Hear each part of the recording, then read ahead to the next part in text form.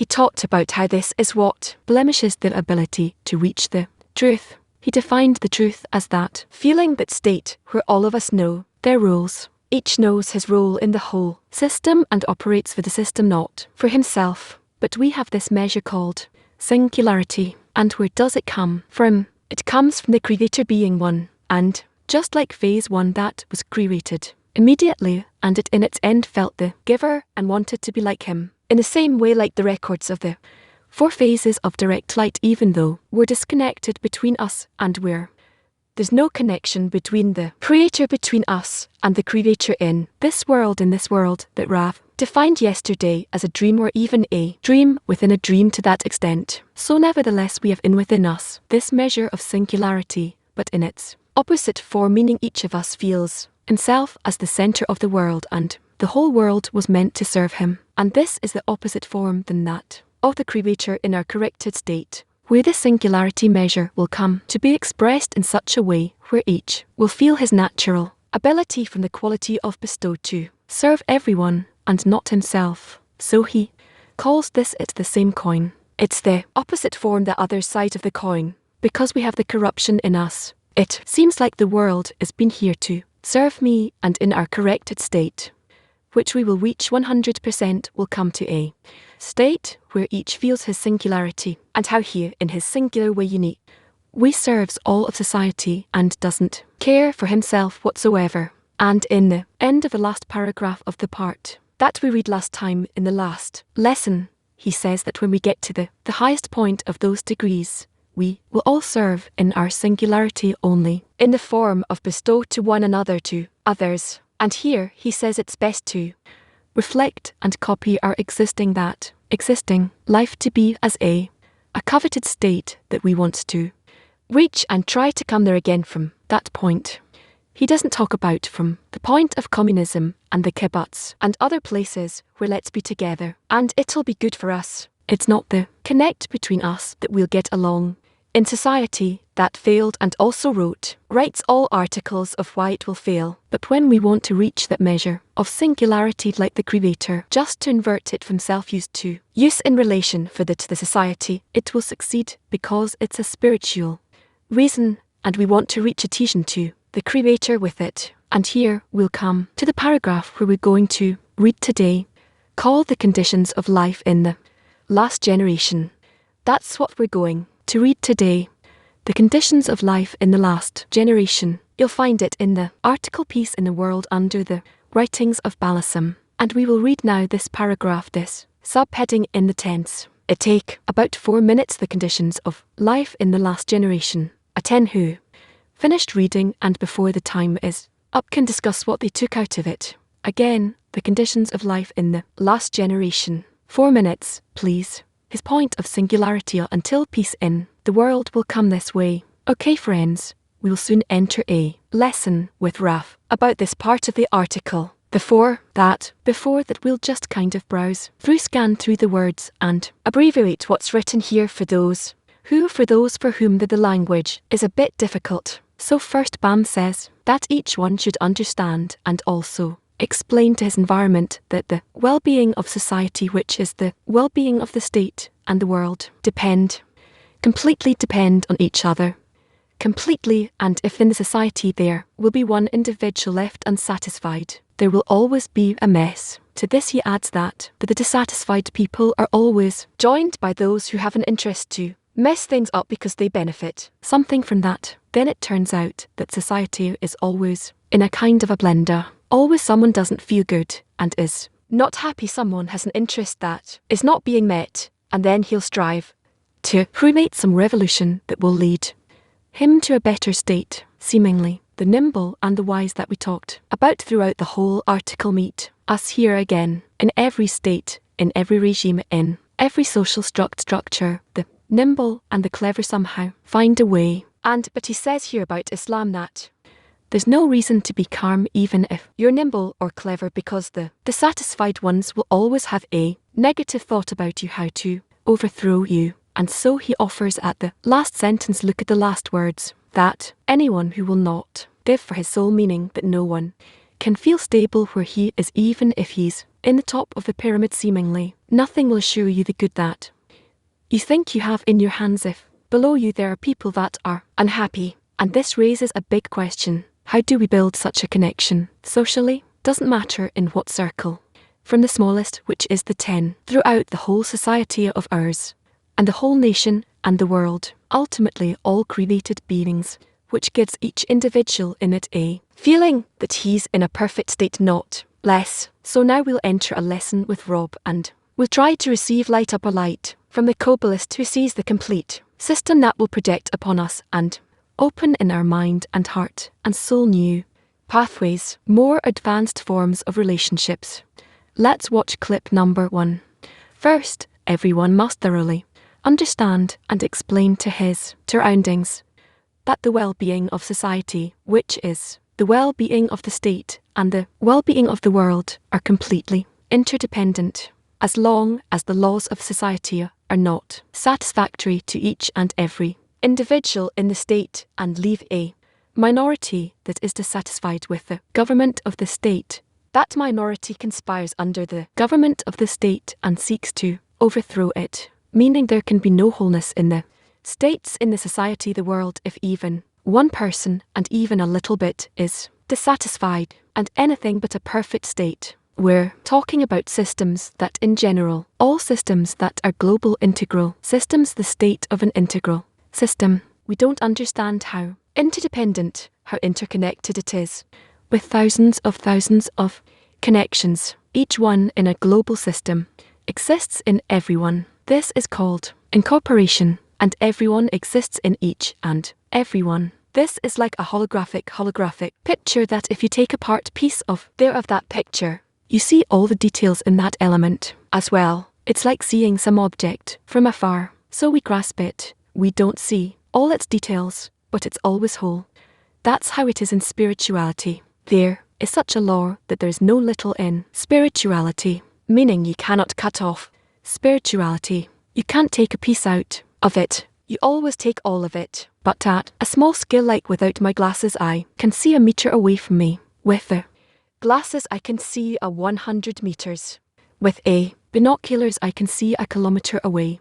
But I always see one whole reality. It's always whole, and therefore we have to understand that. Now when this globalization becomes revealed between us, the connection between us, it's a new condition that appears. It's total incorporation of everyone, and we will have to reach the complete final completion that it's impossible that someone will have something that makes him unsatisfied. Now, this is a condition that is hard to imagine, but he's talking about the law that there will be no well-being of society until we get there. So look at what path lies ahead of us, even though it's not that long or difficult path.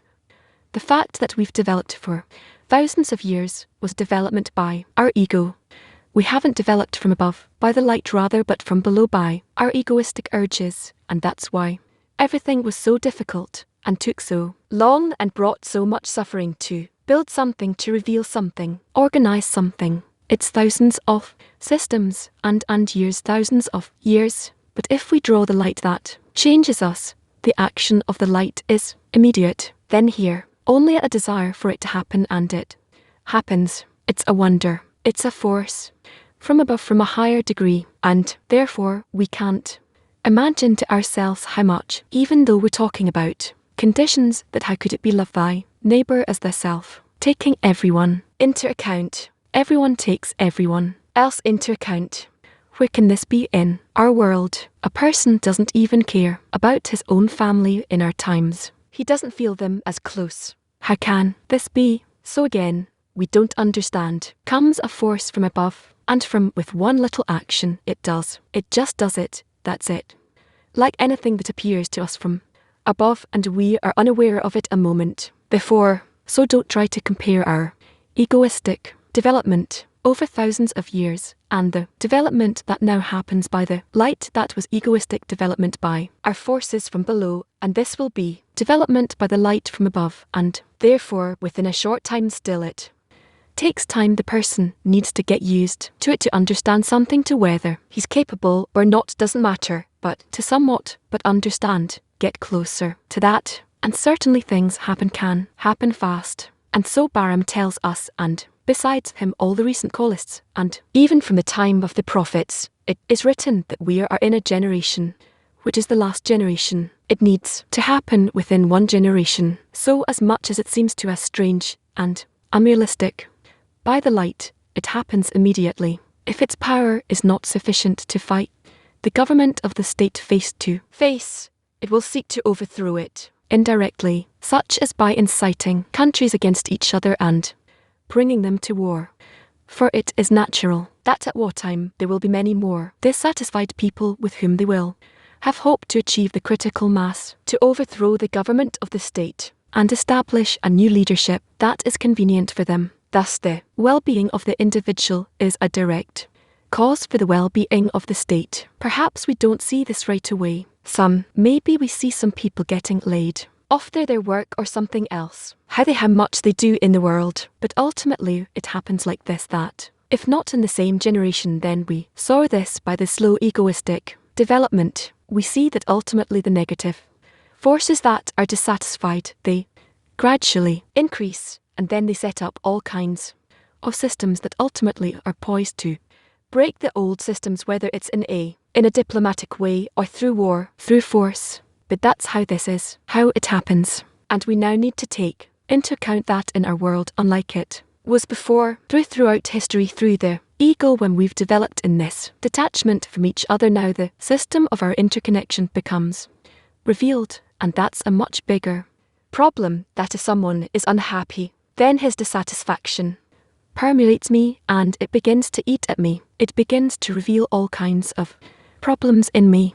Suddenly I become sick, or I'm unhappy with what I have and why. I have everything I need. Why does something happen to me with my kids, my family, with the climate that affects everyone and so forth? We don't understand how much the dissatisfied part, and dissatisfied, it could be while they have everything they need, or if they really lack things and feel bad. But any part that didn't receive completion disturbs everyone, especially in our time, where we have this integral, complete incorporation that becomes increasingly revealed. So in such a generation, we mustn't think that we can reach a good life individually, that protectionism, like meaning isolationism between the countries, or could help anyone. No one. It's just short-sightedness that all the leaders have, thinking that we can care about my country and he'll care about his country. And what do we care? It's just global short-sightedness. But from that many blows will become revealed. That is what might happen now in various countries, that following the crisis they want to separate from each other. So instead of moving towards correction, they are moving towards war, and looking at how they're developing weapons. The world is now developing 4 times more weapons than in years before. So we have to very quickly reveal the wisdom of Kabbalah and show that even thinking not in the direction that nature demands us of connection and reciprocity is destructive. All the more so the negative actions that will lead us to the goal in a very difficult, tough way through wars and destruction. And in the wisdom of Kabbalah, in our dissemination, we have to make sure that each one will feel that he can be complete and whole by this method. And then certainly by that we come to a state where the world can achieve wholeness. So again I say dissemination of our method, that there is a force in the world by which we can correct the world. And disseminating this method, as unrealistic as it seems, it's the only thing that can do something here. Because even after wars, rights, after all the troubles and destruction and an ocean of just suffering, you still won't be able to reveal the method from the troubles themselves, to the method of how to correct the world. You'll just be immersed in evil beyond your head.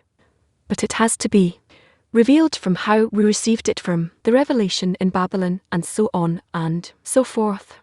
We'll come to understand it through this, the troubles. But to reveal the wisdom itself just from troubles, we won't be able to, because it's against our nature. It's so opposite to our nature that we cannot reveal it.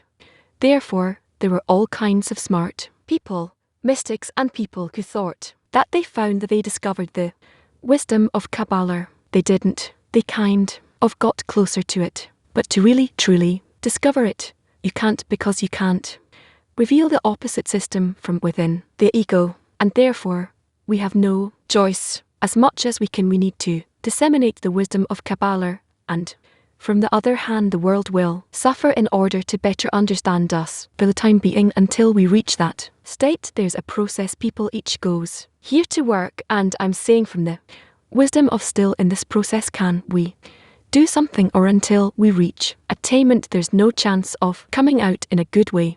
Good, it's a good question. We studied the wisdom of Kabbalah for a few years, and still that world is hidden from us. Even though we understand how great is this wisdom, the mind of it, the logic of it, the principles of it, the everything kind of becomes clearer, and we better understand this world from what we study. Even before revealing the spiritual world, we better understand where we are. It's all great, but how many years are already in that? And then humanity has to go through the same. No, there's a difference between the particular and the collective. We are the particular. The humanity is the collective. And what happens is that if you just begin this direction in the whole of humanity to reveal the method to want to find the solution in this direction, everything will start changing already. It's like with a child. I usually give this example. It's like a bad child who doesn't want to listen to his parents, but he starts agreeing with them all of a sudden. He's still doing what he's doing, but they begin to identify that he becomes better. He's improving. He's tired of being violent. He understands he can better, he can gain more this way. He becomes more disciplined, and so they start treating him differently. So all that's needed from you is a small tendency to want to balance yourself with nature, and then already nature's attitude to you, the whole of reality, how its attitude to you will change. You'll begin to change. You'll begin to feel how these things change for the better. You'll be encouraged. Therefore, it's important for us to disseminate as much as possible, and that will change things. What gratitude, what a privilege to hear from Rav such exalted matters. He tells us that we're going in the path of the particular. That's why we have work for humanity. It'll come in a different way. They'll reach the same attainment, the same achievements in a different way. But there's a difference between the path of the particular and the path of the collective. And there's a very central matter here that we want to do a workshop about. That's why we will read excerpt number 1 here. Yes, we're going to read a paragraph. If someone's not satisfied, Rav's words.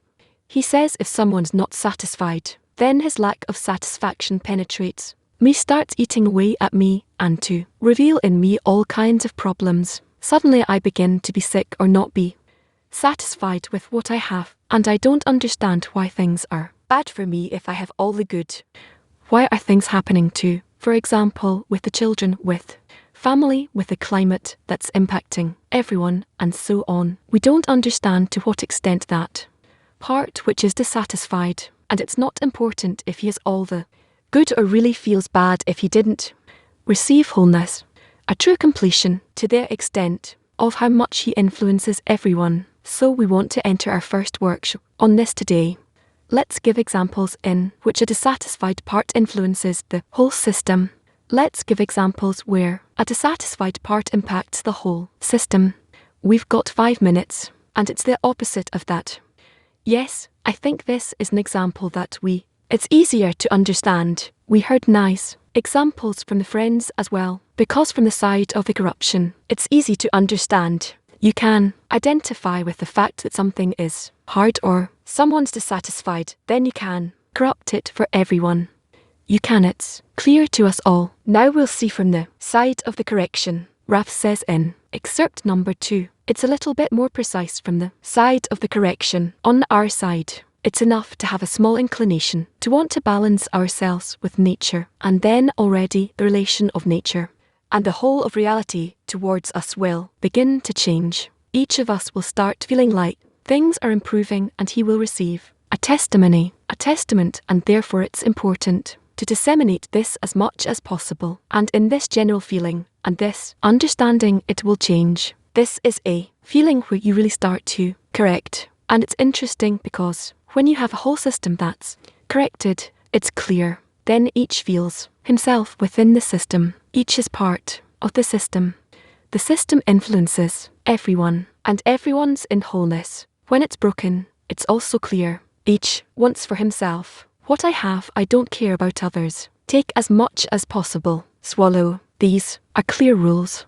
We all know those. But what's that situation where the system starts to become corrected? How is that felt? And that's what we're going to talk about now in our second workshop. And the question is like this. The system is perfect. Its corrupted system is blemished. How can a small tendency towards balancing nature cause a change for the good in the whole system? Again, from what we heard from Rob's words now, a corrupted system is perfect. A corrupted system is blemished. How can a small tendency towards balance in nature cause a change for the good in all the system in the whole system? Friends, we are moving forward towards a common scrutiny through questions and answers and prayers. So anyone who has a question about something in the lesson, so far, the words of Baram, the words of Raf, you're invited. From Tel Aviv, our dear brother, please. Good morning. I look at the article. It's genius. How Rush, how our sages thought about this tens and hundreds of years ago. But I'm trying to see in our in our group, in our family even. The advancement is almost minuscule. For years we engaged in dissemination, discussion circles in Tel Aviv and workshops and bringing more students in. But you don't see that inversion point, that light that Rob talks about, where suddenly the light will fall upon us. Now, we believe in it, and that's why we're here. But come on, tell me that's happening tomorrow. I'm really begging you. It's written that it's not up to you to finish the job, and you are not exempt to be rid of it. So if it was a craft that happens by human strength and human understanding, then we would be able to use any earthly project that to do it, like in any earthly project, and put some key results and milestones and see how much we advance or not, and what else we need to correct. But this is the kind of craft or work that is impossible with the human strength. Let's go a bit deeper into this. How can we make it so that every individual will feel whole, satisfied, in wholeness? You can't even imagine such a thing. And at the same time, the other individual next to him also has to feel whole, complete, satisfied in wholeness. Think about it in any system, relationship.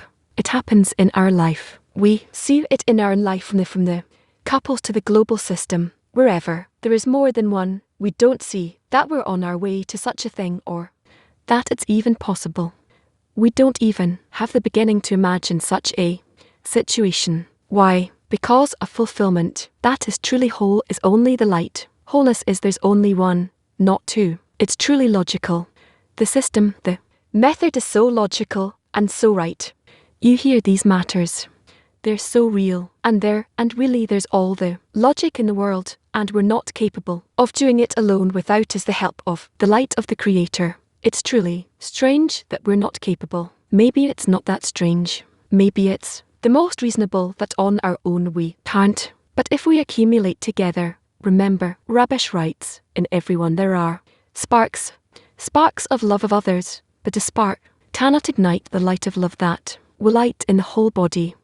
That's why they agreed that by their connection together from all the sparks, together there will be one big flame. So what perhaps exists in this flame? Maybe there's prayer in it. Maybe there's a cry in it that the light will come and arrange what we can't. But to form this common deficiency, this is up to us. Ra emphasized it in the lesson. We saw the action of the light is immediate. And here we only need a desire for it to happen, and it happens. So if we to go back to your initial words, we see that we invest and this and that, and what we seems to need to come doesn't come. That's another question. And if we really know what needs to come, and in what way, because our rulers are not really calibrated, but the action of the light is immediate. and we just need a desire for it to happen, and the creator of salvation is as a blink of an eye. This is what Rabash answered Rob when he answered such question. Penny joins another penny until there's a great amount. Thank you, dear friend. French, please. Any question from French? Hello, friends. What about translation? Did you understand what he said? Why people unsatisfied cannot live? Because they are not satisfied. Their measure of singularity is not corrected. And because they're certain that they're correct, and they're certain that they're saving the society, the country, the humanity, and are demanding justice or equality or all kinds of things which are against those who are diligent and strong, who manufacture a certain reality. So they're certain that they're right. They don't think that they're doing it for themselves.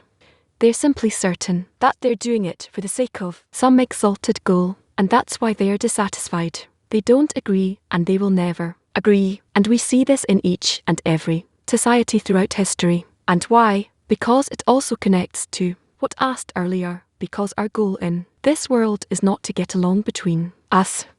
That's not the goal. The fact that images around us were arranged for us, seemingly its characters, its images, each person. Within him all of reality is there, and he needs to reach wholeness in this reality. And this reality, this wholeness is the quality of bestow to be bestow, and because it's that way no other solution is found, and we will never be calm from wars and struggles and everything that Bism is describing, until we reach a state in which we are all are in order to bestow, and to reach that we need the light, and for us to feel the necessity for the light we need to go through this entire path, all the attempts to reach peace and wholeness between us in order to understand that we can't, that it's impossible, there's no solution. Every revolution that was, we were certain that here we got rid of all those who were corrupt. We cut their heads off. Every revolution had its own characteristics, and after a while those who did the revolution behaved worse than those that they came, that they rose up against, and humanity learned this already. Meaning the solution between us is for us to have it come to be comfortable and pleasant in the connection between us. It would not happen because it also never happened. However, we need the light so that our nature will change. We need to be partners to the change in this nature so that we will want the measure of singularity in us to work in the opposite direction, not in order to receive but in order to bestow. And if it won't happen, wars will continue and struggles will continue, and we don't want to know what would happen. And that's what we heard from and Rabash and Rav every day. Those who receive the light every day don't need to ask about ourselves, why did we not change? We need to look at humanity, to look outwards and to see what else we can do so that we will change, and also humanity will change. And in truth, humanity is changing very fast. Everything that's happening around us is undoubtedly a revolution by every means. We just need to see our responsibility in relation to it, and to understand that what's happening is connected to each and every one of us in each individual amongst us, and that is the choice between the path of suffering and the path of Jua. It's in us, not there. You can't expect some leader or someone to do something else than that which they're accustomed to do. No change will happen there, where change has to happen with us in each and every one of us. Thank you for the question. Very heavy feeling that the responsibility, the well-being of the whole world on my narrow shoulders, and I want to be a good warrior like we learned. So, but it's a very heavy load how to cope with that. Let's try to take a moment to enter the feeling of Bali's 100 years ago. Let's try to enter the feeling of Rash, or the feeling of Rav. So you have to depict to yourself that this is the situation, that for which it's written, the world is cremated for me. The world was created for Amir, and I am made to serve my maker. So, who's going to help me as I'm facing the world and see that I, the little one, can't do anything even with myself? How can I do with the world? How did they do for the world? With the power of the light, they did what they did. So, you know, like a little child who, when the others want to hit him, so he's going to call someone who's going to guard him. So, we need the same. We need the light to come and scrutinize what we need to do and help us do it, and everything. Just let him do everything. But we have to approach it and to call it and say, come here. So like we learned in the first part of the lesson, we have to scrutinize who the light is. What is its qualities? RH said there's a narrow ray of light that comes, and if what you're asking for doesn't come into equivalence with it, then you can cry all your life, 1,000 life cycles, and nothing will move because you're not hitting the ray of light that comes. So that's our whole scrutiny. That's our whole development as created beings, to scrutinize what does he want from me, and how do I respond correctly, and bring the force that acts in creation that none else besides him, and where within it bring it to help me correct the whole of reality that it paints before me, that is spread before me like the field that's blessed by the Creator, and I just need to collect the organs that have dropped from my soul. So he will do all these scrutinies for us if we want it. It says in the Rabash article, the Creator is close to those who are near to him, to those who call him in truth, those who enter that ray of light that comes. That's our whole scrutiny. That's why we're friends, helping each other scrutinize what we want, what we're missing, what we lack. So, with the help of the friends, I'm supposed to polish my vessel more and more. The refinement, the sensitivity like a laser, until I'm adapted to him with the upper one. But you need both. The Creator alone won't do anything, meaning I can't do anything except for to ask. But if I don't ask, nothing will happen. Meaning it's not that when you say that I can't do anything, then I'm not relevant. You could think, but this equation won't work on one side. What do you mean you're not relevant? Only like Greg. Wait a minute. What do you mean I'm not relevant? And the Creator created someone who's not in the game. He had like a mistake, and I'm not among the created beings. All the created beings are relevant. Each one has to say that everything was created for me, and I can do everything with the force of the light. Oh, okay. Understood. Thank you. Good luck. And to understand how what we do in the 10 influences everything, let's see clip number 3, and then we'll continue with the questions. The well-being of the world and the well-being of the country are interdependent, and even the part that is now happy with the existing life, which are the nimble and the clever, still they have great concern for the security of their life due to the tensions with those who strive to overthrow them, meaning no one from the nation can be calm that his future or his children's future will be good, even if there's one person that is dissatisfied. We also saw such cases in history where one person also flipped over the whole regime, and the process that happened in some country. That's why we need to come to a state where for everyone completely, those who are connected to one another support one another and organize between them a relationship of support, love and such a connection, that this connection specifically is what is responsible and will bring us a good and certain and safe future. And if they understood the value of peace, they would be happy to adopt the conduct of life in the last generation.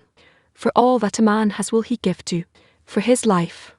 This means that we need to explain to all humanity that there's no possibility of calming down or being safe in their correct and good future if they don't agree to the conditions of the last generation, that rights which are clear to us, we just don't see how we can achieve it. But theoretically, this is what needs to be there. It's clear to us theoretically, but how to get there? About the whole article, that the desired state to the ideal state is clear. When everyone's connected, we feel like one system. The existing state is also very clear. The egoistic existence, but between them there's a huge abyss, and it's unclear how to gradually advance from where we are to the desired state. By us observing these things between us in the tens, later we can increase the tens to hundreds and thousands and so forth. Meaning this is what we learn. If we start implementing this within us, we will know how to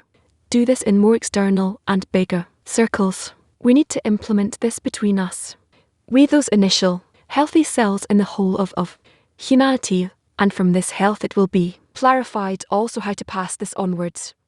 We're with Latin 1 please. If we see each other as enemies, then there's winners and losers. But if we see each other as partners, it's a win-win. So what's the meaning of this? Interchange. Will I really not have enemies? Then the enemies are not on the outside. The enemies are within, like we learned in the article. The enemy is actually that thought of me, thinking that I need to exploit everyone for my benefit. That measure of singularity scrutinizes actually the bad in us. We don't have enemies on the outside. And if it seems to me that a friend is an enemy and it happens, we're not corrected after all. I fight with him. I hate him. I don't love him, etc. It's only because it's a lack of correction on my behalf, not because he's really like that. Now, it's nice to say that, but how do you get to it? We get to it out of us working in the tent, and in the tennis we truly work then all these things are revealed, all these possible states. Hence we simply need to do one thing to invert the measure of singularity from being for my own benefit to how I use all the forces I receive from above all, my qualities and abilities and everything that's in me in order to serve my friends. You remember the article 0 and 1. So if I put my friends as one before me, so I serve them, I receive the greatness of the goal, depending on how much of a 0 I am in relation to them. Very simply. 48. Good morning, dear society. I remember that when I was a baby or a teenager, I would look at the world and I thought, this land is given to us and we can do anything. We could dance and be happy and hug each other. But instead, something unexplainable is happening. It's like we put a baby in a candy store and instead of enjoying, he's starting to destroy it. It's weird. And now it's a bit clearer to me what's happening. Yes, that's true. It's very much felt. What you're sharing. We will never be able to create on planet Earth a good life. No one will ever feel complete and whole and full. Even if he's the king of the world, this, seemingly in the eyes of others at the end of the day when he goes to sleep, he'll have a hole in his heart until a person will take on the individual spiritual goal of connecting to the upper light through equivalence of form, resembling the light only that will fulfill us. Clip number 2 from RA. The spiritual force is in us. It's not external. There is nothing external.